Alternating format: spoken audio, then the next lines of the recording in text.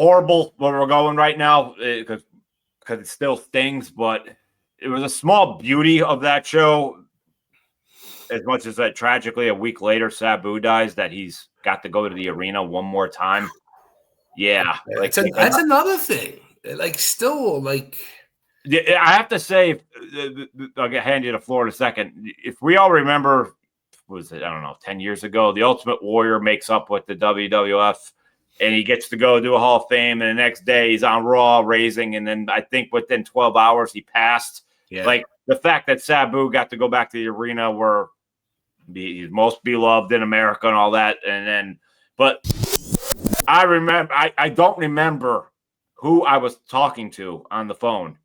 I was talking to somebody on the phone, and text messages just exploded. Mm-hmm. And I remember still talking to my friend kind of in shock, and he didn't even know, like, you all right? Like, I kept the conversation, but I was blank when that happened. Like, I like, not ready for that, clearly. Can I say I'm totally stunned with no, because of what he's done to his body, physically and whatever he chose to do in his personal life, but so not ready for that. But I'm pretty sure that had to have hit home hard with you, especially you said you just did 70 hours right after. It's like, oh yeah, I'm sick. Oh yeah, and Sabu's dead, you know? Yeah, dude. I mean, like you said, it like, yes, there was a lot of bad that came out of the show, but there was a lot of good too. There was a lot of beautiful points. It was great seeing so many old friends that I haven't seen in many years, spending the day with so many of these people. One of them being Sabu. You know, in my early run in ECW, when I was there as a Dudley, always got along great with Sabu, party with Sabu here and there, had fun, good times. And when I got to the hotel Friday evening, he was sitting outside, and I walked up to him to say hello. And I said, hey, I said, I don't know if you remember me not, but Chubby Dudley. And he looked at me, he goes, get the fuck out of here. He's like, Chubby Dudley? He goes, can't be. I'm like, yeah. He's like, what are you doing here? So I'm talking to him, telling him. And then I said, I'll tell you this story, and you'll instantly know it's me. And I fucking told him, and he busted up laughing. He was like, get the fuck out of here. It is you. He was like blown away. So then the next day at the con, long-time wrestling fan, ECW fan. It was front row every ECW show. Jonathan Owens in a wheelchair. Great fucking guy. I love that dude. He, I was talking to him, and he's like, you, and you, and he points to Sabu. He's like, come on. And we go to the bar, and he starts buying us fucking double shots of tequila for like a half hour, and we're bullshitting. Yeah. And we just had a ball. We'll get back to that when you're done. Yes. We had a ball. We're laughing and talking and bullshitting. But then I was talking to Sabu about, because when we booked him, he worked for, he came in with his uncle, the Sheik, to work with Joel. He did a couple shows, like battle royals and stuff. And even at that time, when I saw his entrance into battle royals, flipping through the ropes, and I was like, who the fuck is this guy? Sabu, the Elephant Boy. What the fuck? Mm-hmm. And then fast forward 3 years later, and he's starting to blow up. But so I said to him, I said, when we got hold of you to book you for this, we really wanted you to have your last match here. And he said, I talked to Joel. I said, yeah, but I said, you gave him a crazy fucking figure to do it. He goes, I gave him the figure I wanted from WWE or AEW. He's like, if he would have talked to me and negotiated, I would have did it for a lot cheaper. He goes, do you think GCW paid me that? And he told me what they paid. And if we would have known that, he's like, I would. He goes, I would have preferred my last match to be here at the arena. Yeah, by far. Yeah. Did you feel, I mean, when you were talking, was it just normal? Did you feel like normal? Nothing like, hey, buddy, you okay? And none of that? All right. It was like 30 years had not passed and just having a good old time. Yeah. So a week later, at that point, I was sick in bed with a fever, like day 2 or 3. And I woke up from a nap, and like you, my phone had blown up. And I had like 24 texts I'm like, what? What are you talking about? So then right away I Google and I'm like, oh my God. Like, I'm like fucking stunned. I'm like, I can't believe it. Yeah. And for, like I said, the reason I asked, because we don't really know his cause of death yet. So anybody who's watching this in this life, it's May 24th of the same month. So we don't know yet. So, but it was one of those hard things because this is a guy that to me, he overdid what he did. Like it was for as amazing. I wish as he aged, he dialed it back. He did not need to do that. Go that full cylinder like that. But I don't think he knew how to stop. You know, I mean, he was definitely an all or nothing guy. I mean, how many times did the guy go out there? I mean, and break a bone and keep going. Like he broke his fucking neck and kept going a couple of times. I think. Break legs, ankles. Even the I remember we can always go. I was there, but the whole Born to Be Wired, like even he's wrapping his arm while he's getting the neck breaker by Terry Funk. It doesn't stop, like because he has to, because he could die, but he's still wrestling and aiding his arm. The guy was so. I hate it because I'm not the first person saying this everywhere. He was so underpaid for what he did. And accomplished. He should have been one of the most top paid wrestlers in the world. And when you say like the three major companies, like you always thought of Hogan for McMahon, you always thought of Sting in the other end. And I could say for ECW, I always said it was Tommy Dreamer was the lovable Hulk Hogan guy because he was the company. But reality, it's Sabu. He was always the first guy you thought of. Or very damn close. When you said ECW, he was the difference maker. He was the unique guy. And I'm seeing all these tributes to him, and I was bothering me.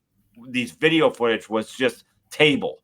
I'm like, that guy could wrestle, man. Show some of the things, especially when him and he would team up with RVD. Yeah. One of the best tag team matches I ever saw at the arena was them two versus Balls and Axel. Not in a feud. It was just all that came up one night. Like, you two, it was one of the best matches I ever saw. Them versus the Eliminators. Like Sabu was such an underrated wrestler, and he could wrestle his butt off. And I hate that they didn't show that. It was just like it's the table guy. So if I didn't know who Sabu was, and he passed away, and then they showed, oh, he's just a table guy. He just does put people through tables. I thought that was a little shallow from some of the video tributes I've seen out of these companies. Yeah, I mean, it's now that you say that, it's. Every video I've seen has been that. It's been tables and barbed wire, tables and barbed wire, tables and barbed wire. And yeah. And I will always say the first time I saw Sabu wrestle in Scranton, Pennsylvania, in early 96 or something. When he hit the ring and pulled that off, I was in awe of his body because I'm like, that can't be. And they're like, dude, that freaking real as it gets. I'm like, oh my gosh. Yeah. Like it never got old just looking at that body of his, how scarred up it was. It was ridiculous.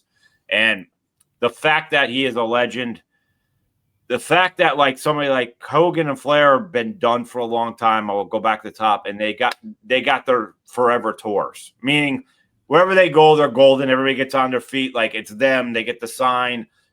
They could rest their body. They could live off conventions. And Sabu was doing that, but he didn't truly stop wrestling. So he's not going to be able to experience that and I hate that. And you know, I mean, the guy was 60 years old. Like in today's standards, I mean, that's fucking young. That's still young. It is. And I mean, there's people that are attacking that other company and stuff, saying like, oh, they should be charged with manslaughter. No, he knew what he was doing. Exactly. Like, he didn't have to do the man. But I have to admit, watching that, like the way he was walking the ring, I'm like, dude, you don't have to do it. Yeah. He really didn't have to do it. And that we all know that one spot where like he flew through the second rope. I'm like, oh, dude, this. You don't need to be doing this. I mean, honestly, I'll say, me personally, you know, when I saw he was having his last match, I was happy for him. But then when I saw what it was, I was kind of bummed because I didn't feel or think he needed to go out that He way, didn't, or maybe he wanted to because maybe in his eyes it would be an but easier match for him in a weird way. I think he could have just did a quick squash.